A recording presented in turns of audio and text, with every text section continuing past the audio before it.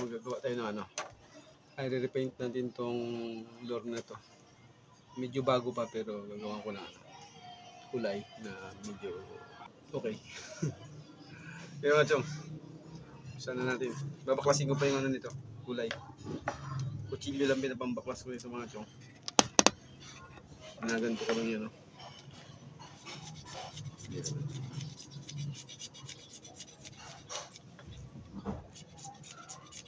Bali matagal na rin ito sa akin itong lure na ito mga chong.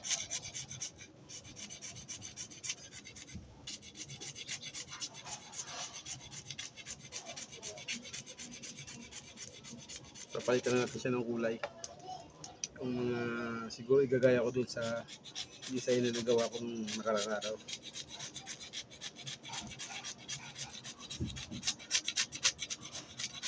Maganda magkakapintura nito mga chong.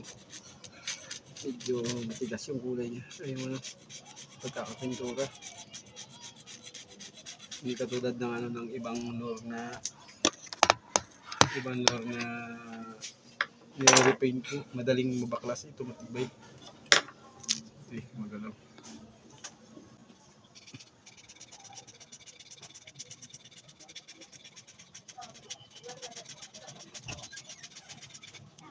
Yes. Kaya mo ito. Kung hindi ko tatanggalin ito, baka mag-react yung pintura na i-apply ko dito. Magpulbot. Tapit na.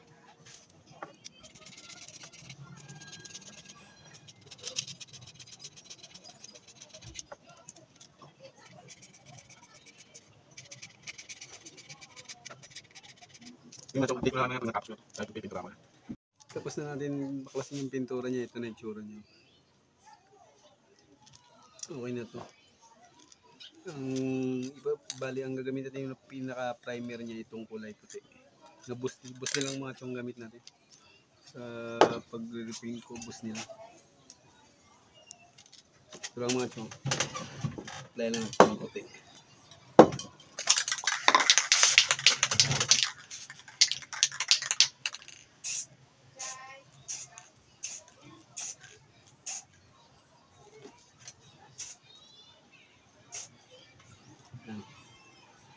Bali manipis lang muna mga chong. Mamaya natin applyan. Bilad muna natin ng konti. Hindi mga chong, update ko na lang mamaya. Pag pipinturahan ko na siya ng silver. Mga chong, tapos na natin kulayan ng silver. Di ko na pinakita. Bali ko kulayan natin siya ng kulay dilaw dito. Sa may taas nito. Pero bago natin kulayan, lagyan natin ng masking tape. Ito lang yung mga chong. Bali yung taas ng silver. Yung taas ng silver. Yan.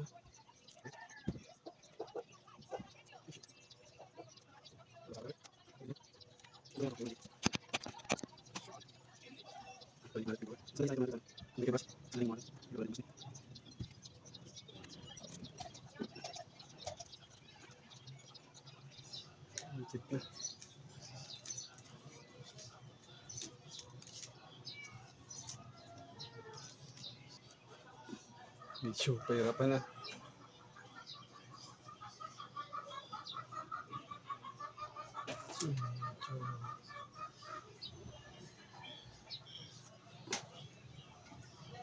Pwede na ito mga chong. Kukulayan natin siya ng dilaw. Pwede ito pa rin. Boss pa rin na gamitin natin.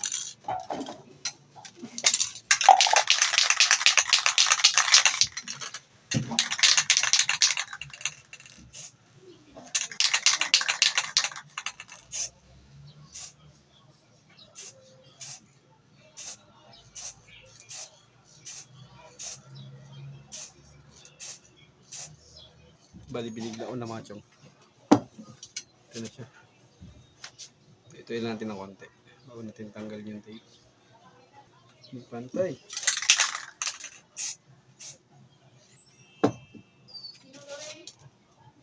Ito, pwede na ito mga chong. Mapit talaga. Ito na siya mga chong. Bali hindi pa ito tapos. Lalagyan pa natin ito ng orange dito. Sa may ulo niya. Dito.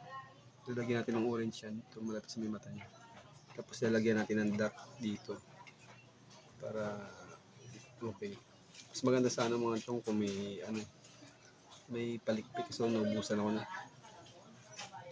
Okay mga chong, update ko na kayo mamaya pag medyo tuyo na ito. Okay mga chong, tapos na.